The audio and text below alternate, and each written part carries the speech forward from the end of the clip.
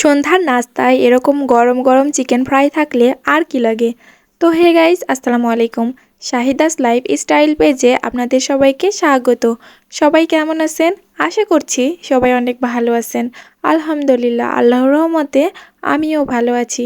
চলে আসলাম আরেকটি নতুন ভিডিও নিয়ে। আশা করছি সবাই শেষ পর্যন্ত দেখবেন। তো এখানে আমি ফার্স্টেই গোস্তগুলো কেটে নিচ্ছি। এখানে আমি মুরগির বুকের অংশটা নিয়েছি, যেখানে একটু হাড় থাকে না। এই নরম গোস্তটা চিকেন ফ্রাই করলে অনেক মজা লাগে।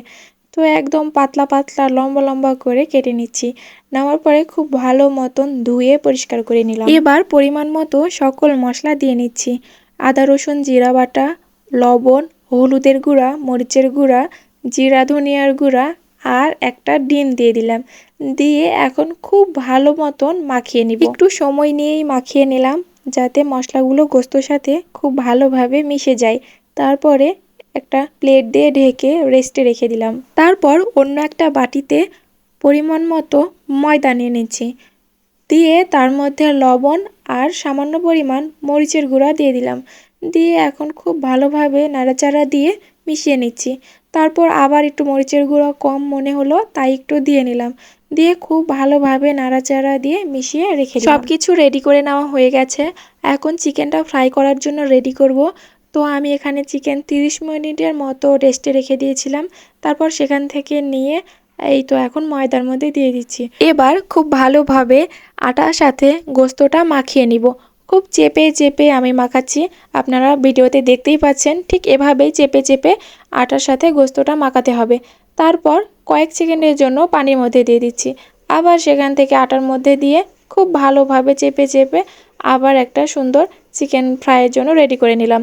তারপর এই তো কড়াইয়ে পরিমাণ মতো তেল দিয়ে দিচ্ছি। একটু বেশি পরিমাণেরই তেল দিয়েছি। ডুবো তেলে ভাজলে অনেক ভালো লাগে চিকেন ফ্রাই খেতে। তারপরে তেলটা গরম হয়ে গেলেই এই তো আমি চিকেনের সব পিসগুলো এক এক করে প্যানের মধ্যে দিয়ে দিচ্ছি। চুলার আঁচ মিডিয়াম লো হিটে রেখে আস্তে আস্তে সময় নিয়ে চিকেনগুলো ভাজতে হবে। একটু সময় নিয়ে চিকেনগুলো ভাজলে খুব সুন্দর করে সেদ্ধ হয় আর অনেক মজা লাগে। তারপর এই তো এক পিঠ যখন ব্রাউন কালার হয়ে যাবে, ঠিক সেই সময় আমি চিকেনগুলো উল্টিয়ে দিচ্ছি। এভাবেই এখন সময় নিয়ে দুই পিঠ সুন্দর করে উল্টে পাল্টে চিকেনগুলো ফ্রাই করে নিব। এই চিকেন ফ্রাইগুলো আমার ছেলে খেতে অনেক পছন্দ করে। শুধু ছোট বাচ্চারাই না, বড়রাও খেতে অনেক পছন্দ করে। আমার বাসার সবাই খুবই পছন্দ করে। তাই যখনই আমি চিকেন ফ্রাই করি তখন অনেকগুলা করে চিকেন ফ্রাই করতে হয়।